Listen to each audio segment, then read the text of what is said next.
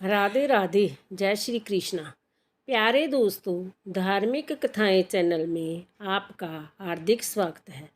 दोस्तों, आज मैं अपनी वीडियो में बताने जा रही हूँ गोगा नवमी कब है, इसकी पूजा विधि, शुभ मुहूर्त क्या है, इसका महत्व क्या है। दोस्तों, अपनी वीडियो में सब जानकारी दूंगी। प्यारे दोस्तों, यदि आपने यूट्यूब चैनल धार्मिक कथाएं लाइक और सब्सक्राइब नहीं किया तो ज़रूर करें। बेल आइकन दबाना ना भूलें ताकि आने वाली सभी वीडियोज की जानकारी आपको सबसे पहले हो सके। वीडियो को पूरी सुने। सुनने के बाद कमेंट बॉक्स में राधे राधे लिखना ना भूलें। दोस्तों, भाद्रपद मास की कृष्ण पक्ष की नवमी को गोगा नवमी का पर्व मनाया जाता है। इसको गोगा नवमी भी कहा जाता है। गोगा नवमी पर जाहर वीर गोगा जी की पूजा अर्चना की जाती है। लोक मान्यता के अनुसार गोगा जी की पूजा करने से सांपों का भय नहीं रहता। गोगा जी सर्पदंश से आपके जीवन की रक्षा करते हैं। जाहर वीर गोगा जी राजस्थान के लोक देवता माने जाते हैं। साथ ही सांपों का देवता मानकर उनकी पूजा की जाती है। श्रावणी पूर्णिमा से गोगा नवमी तक पूरे 9 दिनों तक गोगा जी पूजा अर्चना की जाती है। जाहर वीर गोगा जी के भक्त गोगा नवमी का त्यौहार पूर्ण श्रद्धा और प्रेम से मनाते हैं। गोगा नवमी पर घरों में गोगा जी की पूजा की जाती है। यज्ञ वेदी बनाकर हवन किया जाता है और भोग में गोगा जी को खीर मालपुआ चढ़ाया जाता है। उनकी कथाएं कही सुनी जाती है। गोगा मेड़ी पर मेला भरता है। दोस्तों, इस साल गोगा नवमी 8 सितंबर 2023 दिन शुक्रवार को मनाई जाएगी। अलग अलग स्थानों पर गोगा जी का अलग अलग प्रकार से की जाती है। दोस्तों, गोगा नवमी के दिन प्रातःकाल जल्दी उठकर स्नान आदि नित्य क्रियाओं से निवृत्त होकर गोगा जी के भोग के लिए मीठी रोटी बनाई। रोटी थोड़ी मोटी बनाई। रोटी के अलावा खीर बनाई। यही वस्तुआं अपने परिवार के खाने के लिए भी बनाई। रोटी पर घी बूरा रखें और साथ ही एक कटोरी में खीर रखें। फिर रसोई की दीवार पर गोगा जी का चित्र बनाएं। उसके सामने घी का दीपक जलाएं। एक लोटे में जल रखें। गोगा जी के चित्र पर जल से छींटे लगाएं। फिर उनका रोटी चावल से तिलक करें। उसके बाद अपने माथे पर भी तिलक करें। थाली में रोटी, घी, बूरा और खीर की कटोरी रखकर भोग लगाए।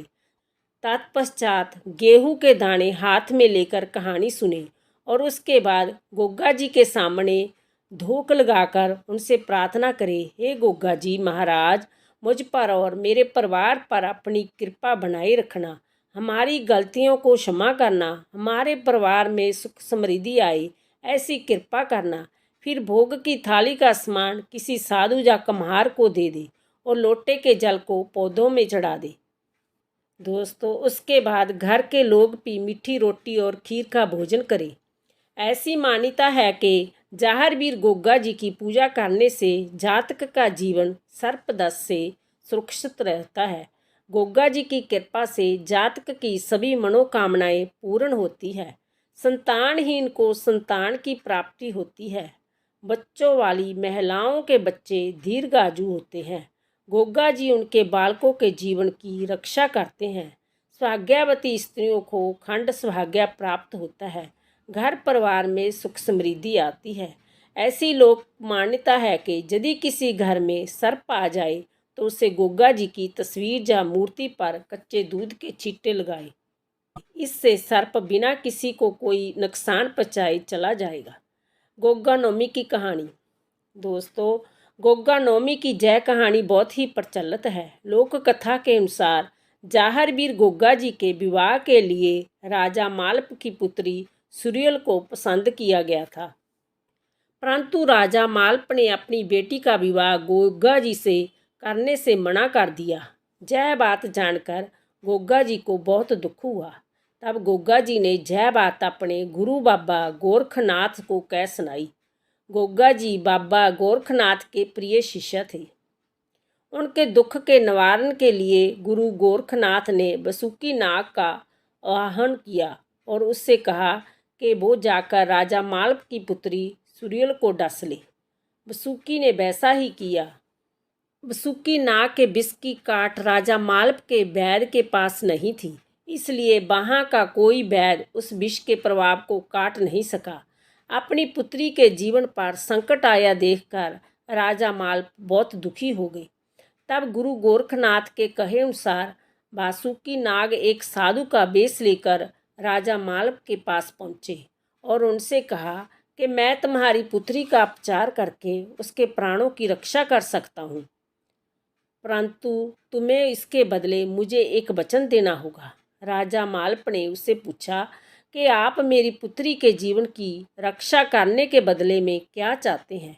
आप जो मांगेंगे मैं उनको ना नहीं करूँगा। तब साधु उनके वेश में आए वासुकी नाग ने उनसे कहा कि आपको अपनी पुत्री का विवाह राजा जेवर सिंह के पुत्र जाहर बी गोगा से करना होगा। राजा माल्प ने अपनी स्वीकृति दे दी। तब साधु वेशधारी वासुकी नाग ने उन्हें गुग्गल मंत्र का जाप करने के लिए कहा। गुग्गल मंत्र के जाप के प्रभाव से राजकुमारी का स्वास्थ्य ठीक होने लगा और उस पर से विष का प्रभाव समाप्त हो गया। तब राजा माल्प ने अपने वचन का पालन करते हुए अपनी पुत्री सुरील का विवाह गोगा जी से कर दिया। बोलो गोगा नौमी की जय।